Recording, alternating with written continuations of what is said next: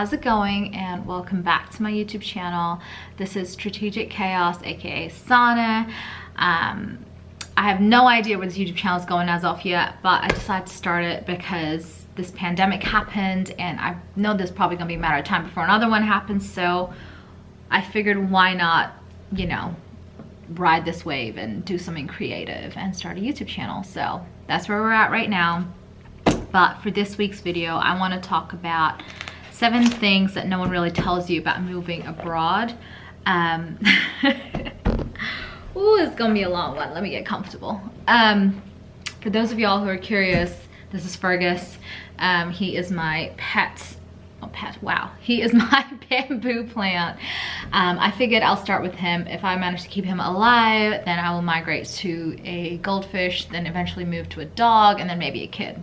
I don't know, it's up in the air right now, but I want to kind of just kick off this Friday, by talking about a couple of things that I wish I knew before moving abroad. So this is just complete transparency. I wish I had this kind of transparency before I moved, and I'm hoping that this video will help people who are planning on moving and then just kind of give them a perspective, or a fresh new perspective on things, so they are able to understand, or at least obtain a sense of understanding of what it's like to actually move abroad, and, you know, the good and the bad that come along with it.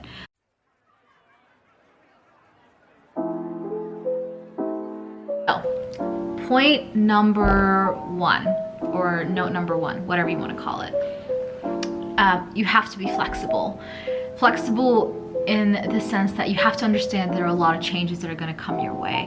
Everything from your sense of home, from your sense of belonging, all of that is going to be challenged. I was lucky enough to have extended family here when I moved here to the US initially, so it wasn't too bad, but I know mates of mine who didn't, and they had to live in Airbnbs until they figured out what neighborhood they wanted to live in, and, you know, where they actually wanted to live for the next couple of months.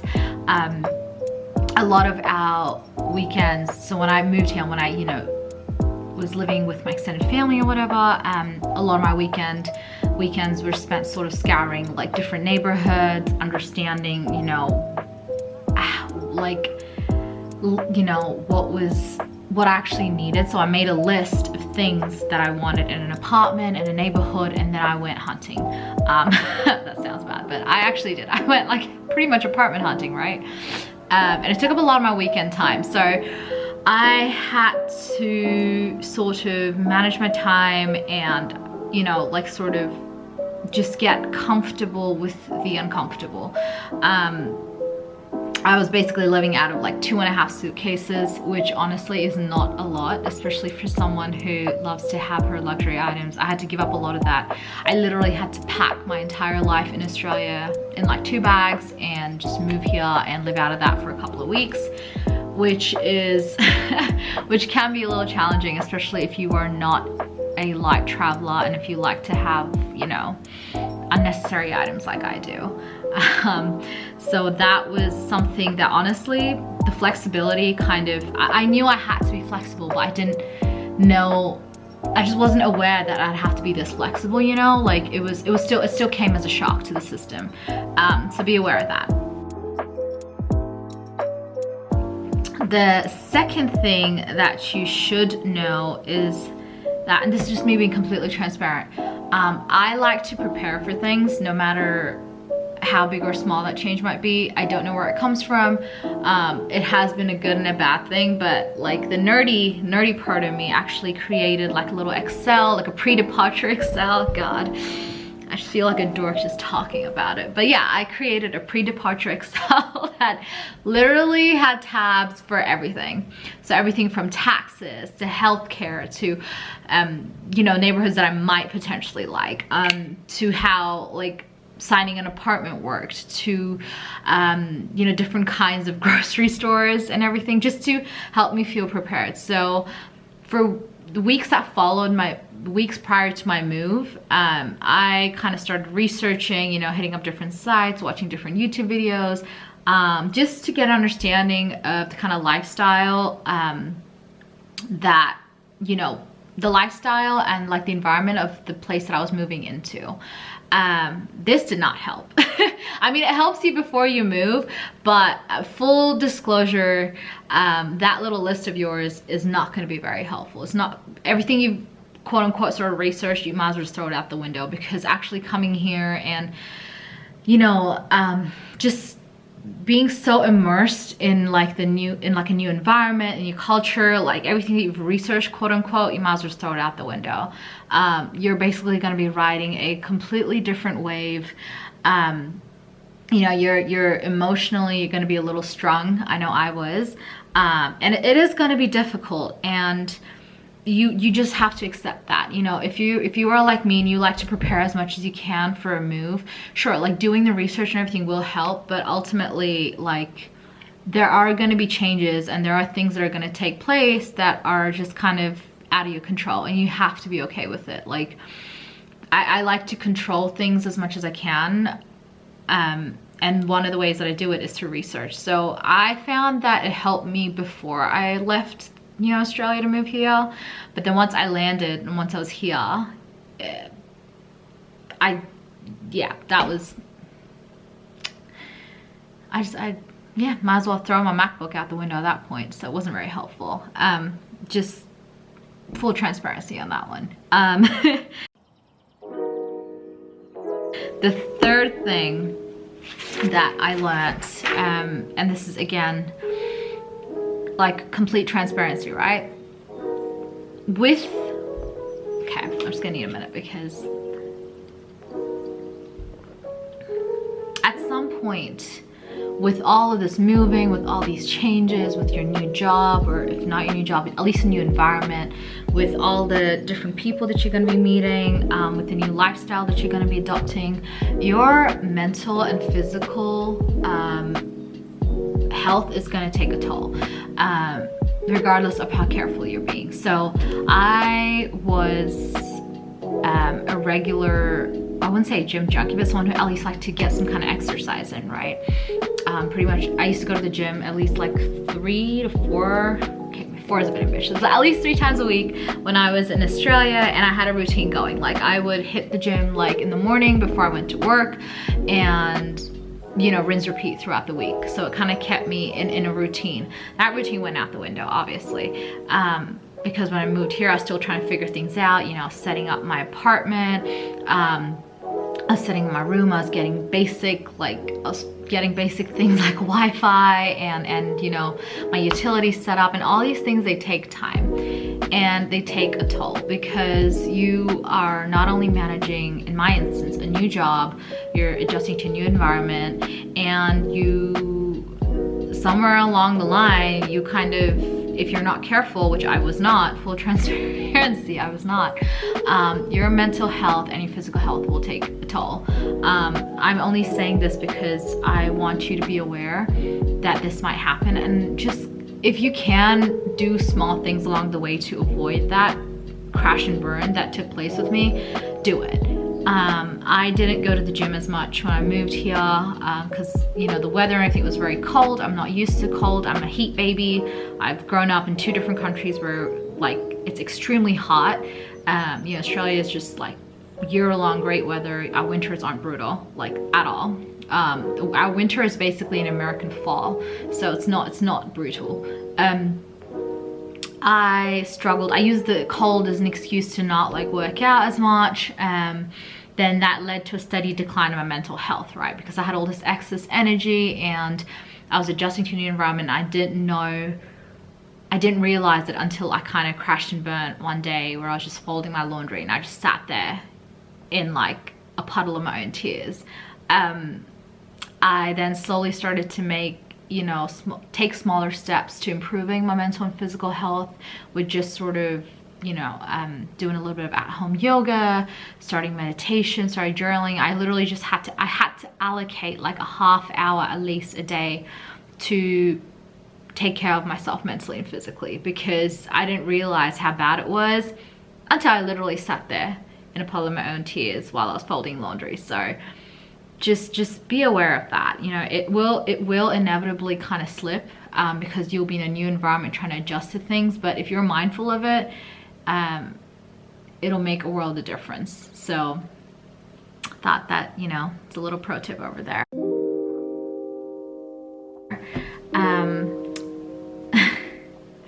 The fourth point that I want to raise that then leads on from this, or I don't even know what point we're at, but the next point I want to talk about is learn to kind of like, learn to, I don't know how to say this, I'm trying to figure out the best way to kind of, you know, put this into words or sentences.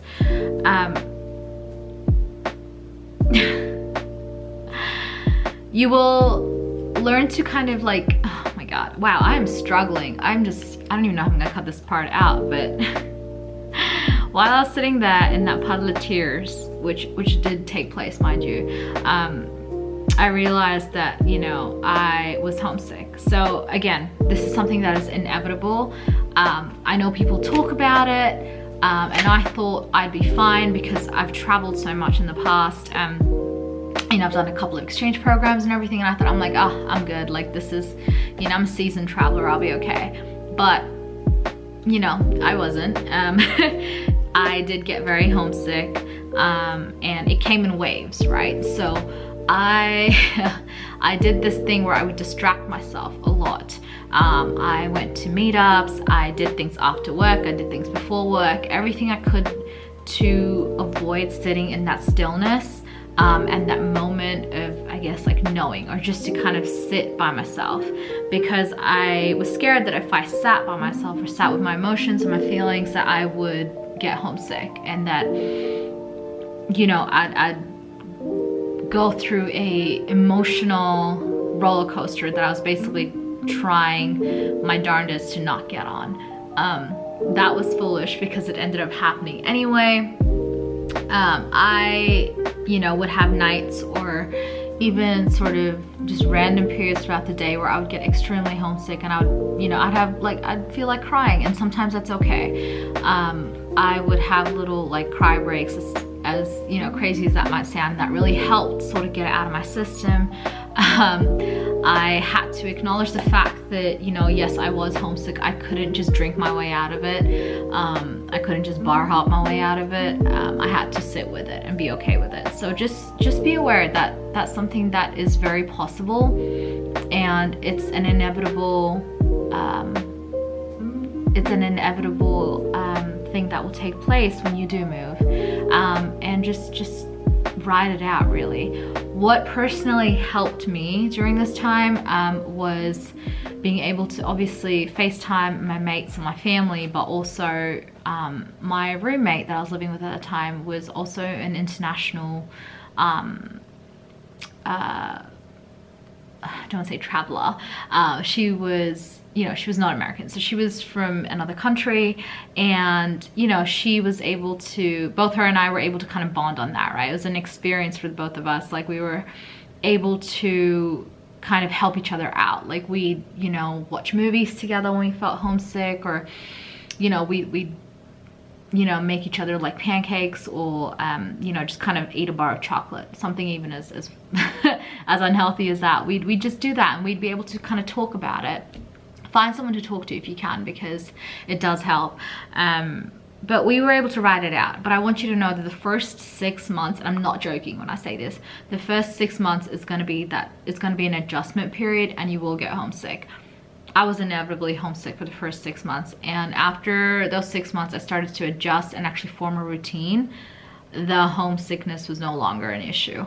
And that's something that I wish someone told me. Like, I didn't know it would take me that long. I thought a couple of weeks or something and I'd be okay, but I wasn't.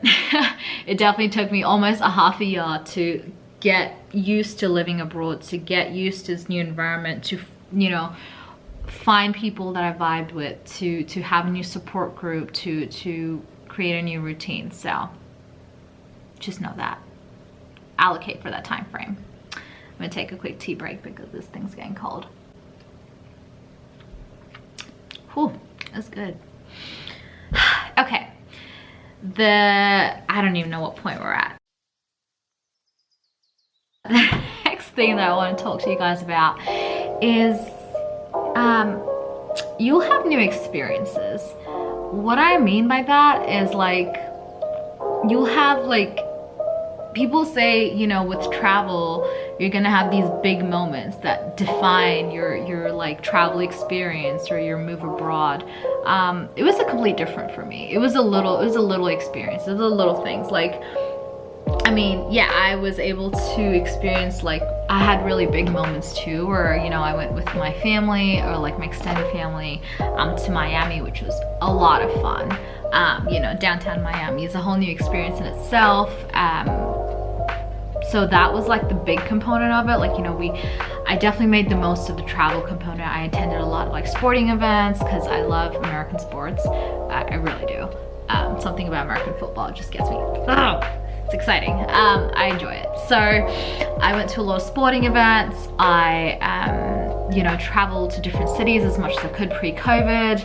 And those were the big experiences, right? But it's the little ones that counted too. Like signing, you know, like my first ever apartment lease, signing my first lease in a city abroad, in a new city.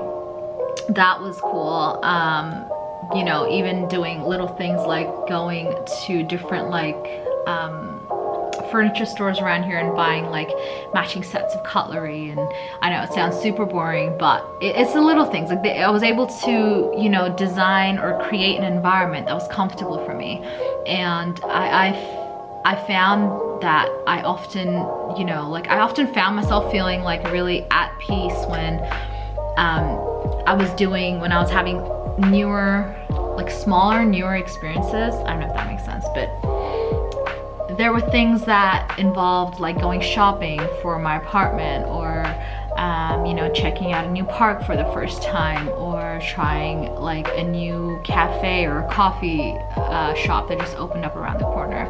These are like your everyday things, but they were very, very meaningful. Like they were very wholesome, right? Like that's one thing that I never experienced before. Like when I was living in Australia, I'd always just kind of, you know, I was always looking forward to the next big thing, like the next big defining moment. I never really took the time out to realize that it's the smaller moments that actually, as corny as it sounds, the smaller moments that have a lot of, you know, they're very wholesome too. They have a little of that to them. I didn't realize that. So it took me moving abroad to realize that. I remember a lot of my time in summer was spent outside by a local park.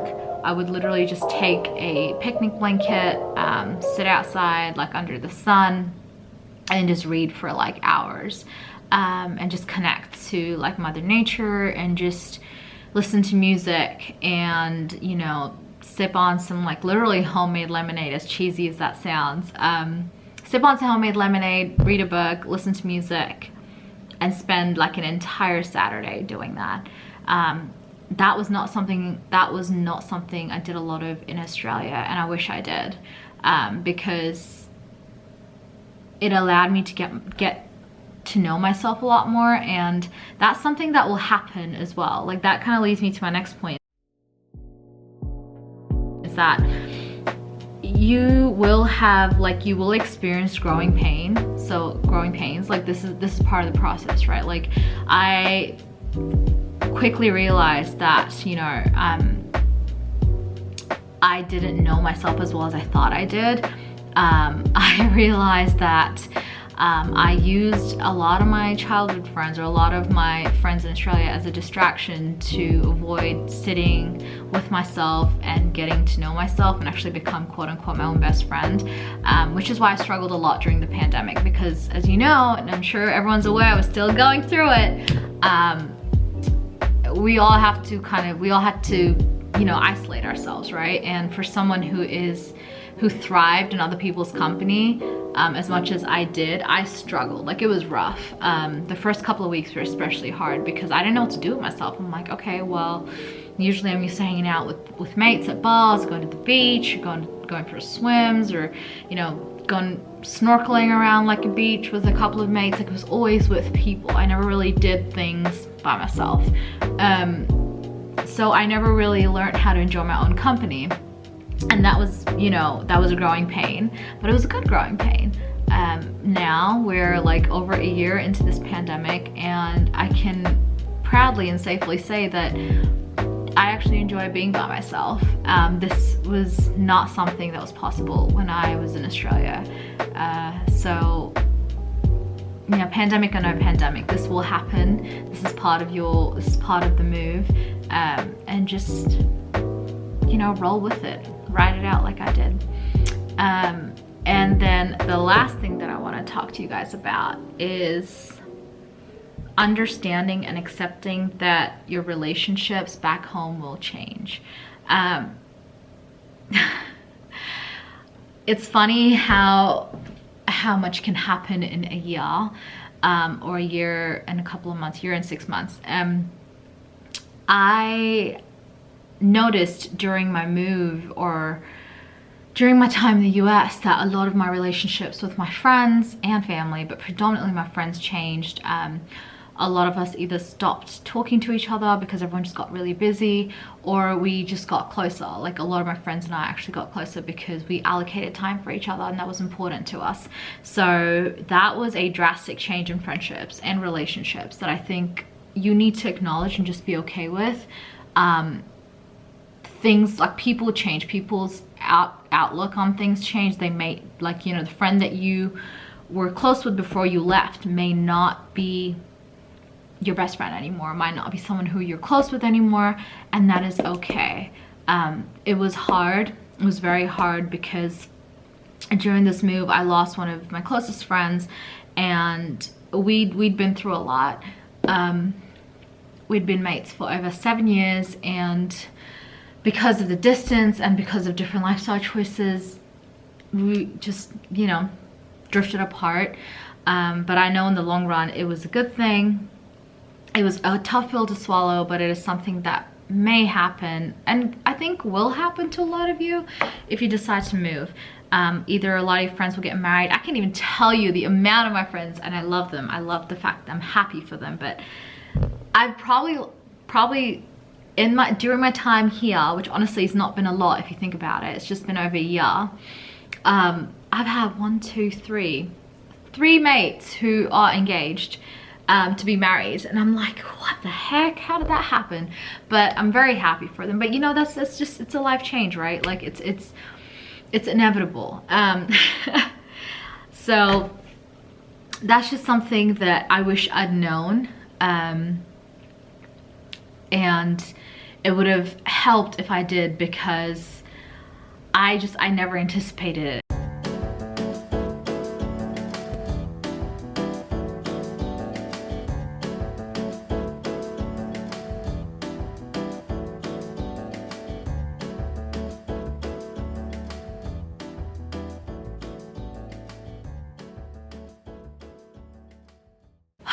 Right, of course my camera decided to crap itself right as I'm about to end this video. I just want to wrap up this video by saying thank you for sticking around and watching this for as long as you did, if you did, and just letting you know that, you know, while moving abroad might be daunting at times, and it might be scary, and I know that this video wasn't all like fairy tales and unicorns and sunshine, it was worth it, and it will be worth it for you too. You will learn a lot about yourself, about who you are as a person. You will grow into your own person, and I know people harp on about this a lot, and I definitely don't want to be another Tumblr quote or another inspirational quote, but it's true. Travel does redefine you. Small travels, big moves, no matter what kind of travel no matter what kind of travel it is, like, it does redefine you, but it redefines you for the better. So if you're deciding to move, just learn to embrace it with all its challenges, and trust me when I say you'll come out a better person.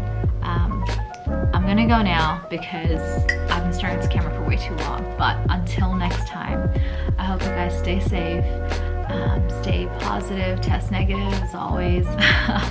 And